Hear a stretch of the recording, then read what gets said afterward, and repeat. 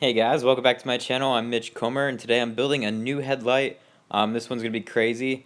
So I've done a similar project before. It was on a Corolla. These headlights are specifically for the 4G Eclipse 2006, and what I'm gonna be doing is I'm gonna be putting a speaker in it in the headlight unit. I did something similar to the Toyota Corolla, although it wasn't in the headlight unit itself. It was near it. It was in the hood, and I've gotten a lot of remarks about how awesome it is to have, um, speakers in the hood, and everybody's really enjoyed it. I got a pretty good amount of views on how to put a speaker in the hood. So I'm gonna go ahead and put one in the headlight unit, which is actually turned out really easy. But I'm going to show you the process of how to build the headlights themselves. First things first, as you can see, I have to heat up the glue around the headlights unit in order to loosen up the glue. I actually had to use it to heat up the screws that were holding the plastic together too, because the glue was just anchoring them on, and it was really hard. Now these headlights were previously used.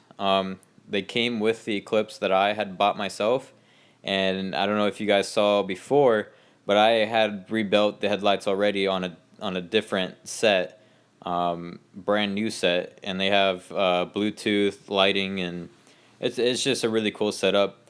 Um, this particular case, it's I will be selling or doing whatever, giving this one out. Um, but it is a forewarning that these headlights are previously used, and you can tell they're previously used. They're dirty as fuck. Excuse my language, but they were so dirty.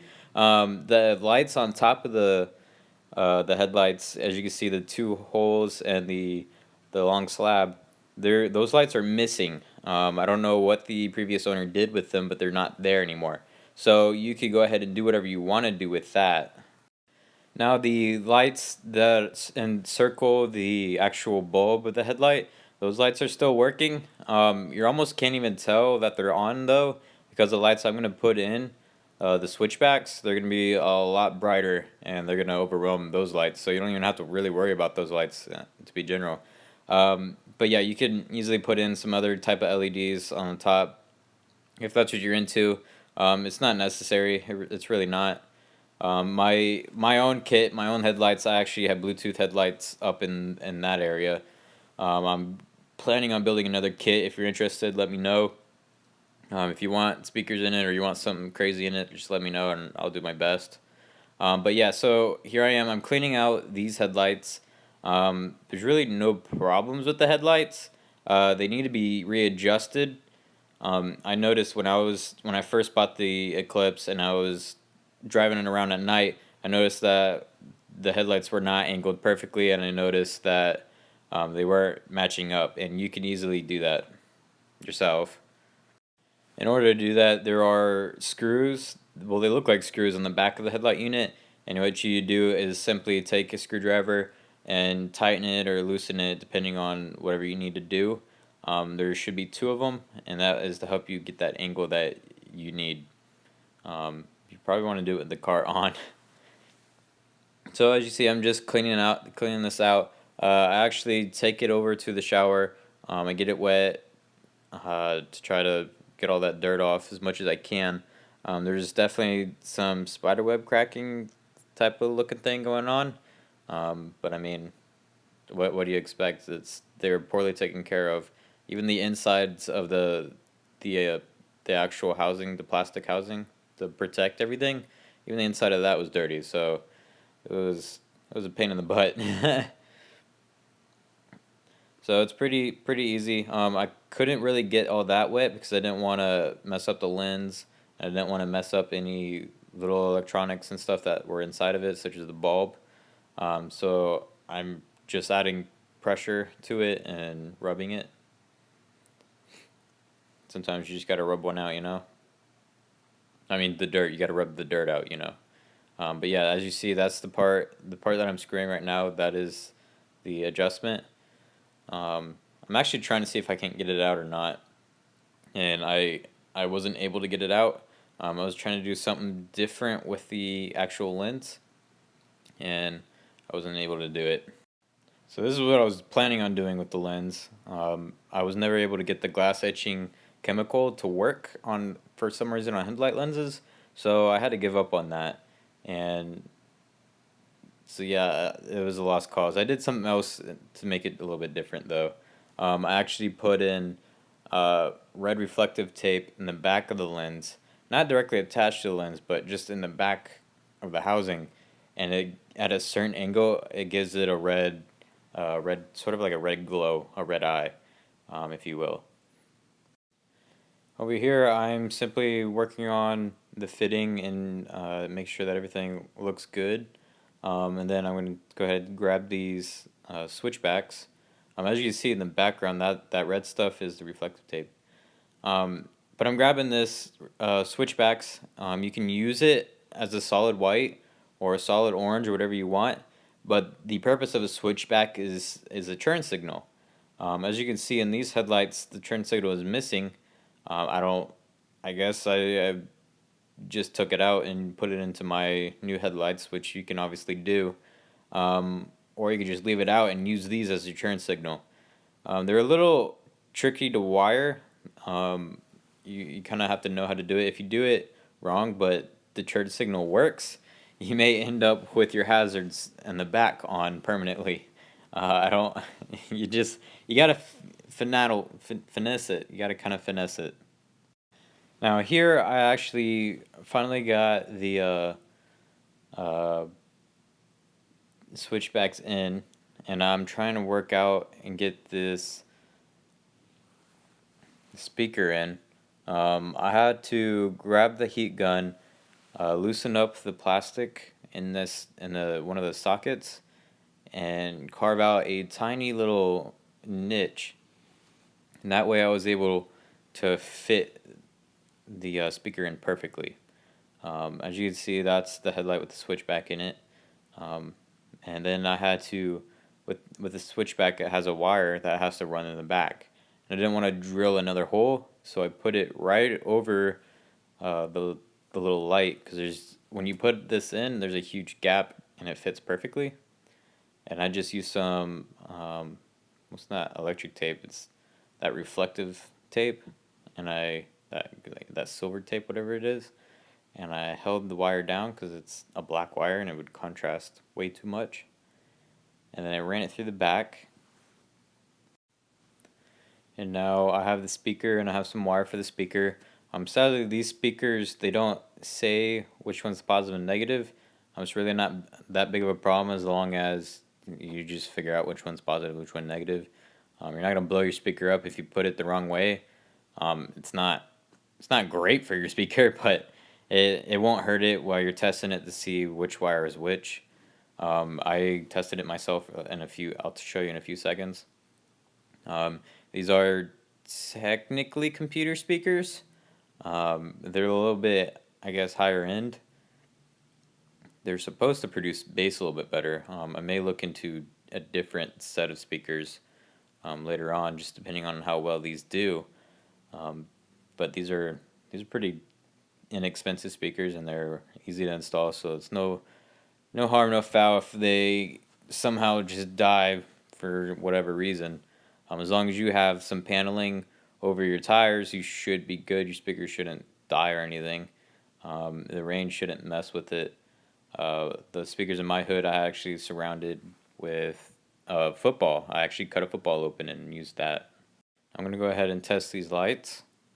I grabbed a really old, I think it was a speaker, like the power unit for a speaker, computer speaker, and I cut the wires and used it for lights to test them.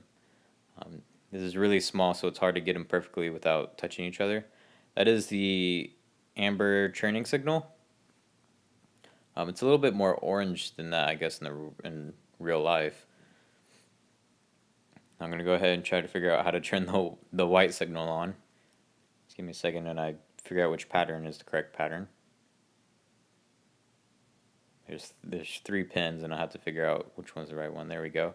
And that is the white one. And as you can see, that is extremely bright. That is a lot brighter than whatever those halos can possibly produce, and the switchback produces a lot meaner look. So it gives you a lot more aggressive look, and it's a lot better looking. Now this part tends to be the more frustrating part, as you have to be super precise and particular about everything. I'm putting the middle piece back to the lens, and the reason that this is hard to do is that all the wiring is already in place, but I have to screw that middle piece to the lens, and so I'd be loosening up the wiring. Um, and the reason that it loosens up is because I have to get just enough space to be able to screw everything back together. You see the socket where right next to the speaker. Um, so there was originally two sockets, and now there's only one where all the wiring coming out. What I did was I cut a little hole and I put all the wiring through there, um, so that it's not a huge mess and it's not coming out from all over the place. So I have the lens partially, just barely removed, and I'm trying to screw everything back together while not, breaking anything. I did end up having to sort of look at it at a certain angle and pull a wire a little bit tighter because it was starting to loosen up. And but yeah, I pulled it tighter, and it looks good as new again. So what I've done here is I'm taping up the wires so they're not a huge mess when a person gets them, and I'm gonna separate the audio wires from all the lights. And I'm hoping that you guys will realize that, hey, this is an audio wire. Let's not tap that into some lights because we don't want to cause a huge problem. Now, push comes to shove, it's probably not going to do anything. You might hear static, but I don't want to. We don't want to test that right now. If you want to do that, you can go ahead, get your own speakers, get it on your channel, and make your own video, right? But I'm gonna go ahead and keep them separate. I'm gonna write on a piece of tape audio, and that is the audio wires. Now again, the copperish wire versus the silverish wire, um, there it doesn't really matter which one you use because these are just small wires, um, and one does not mean positive, one does not mean negative. That's just how I had wired it because as you remember earlier, I don't know which one's positive and which one's negative in the speaker unit. That's just I just wired it because I know that that's how it works. I've been doing speakers for a very long time. In fact, I've set up my whole car on nothing but computer speakers. Each door would have 4 speakers. On the roof, I had 2 speakers. In the hood, I had 3 speakers. In the trunk, I had 6 speakers, not counting subwoofers everywhere. So, yeah, I've been doing speakers for a very long time. So, let's go ahead and test out these speakers. You're going to notice when they cut in and when they're going to cut out. Enjoy the music, by the way. It's Harry Potter.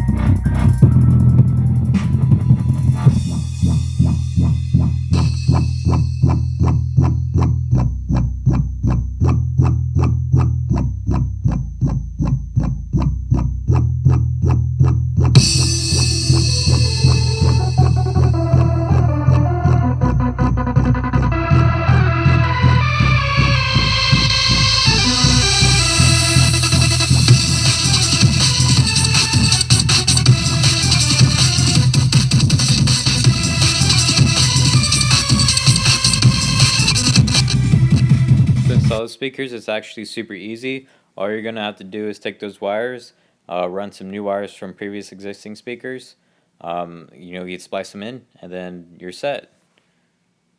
Thank you guys for watching.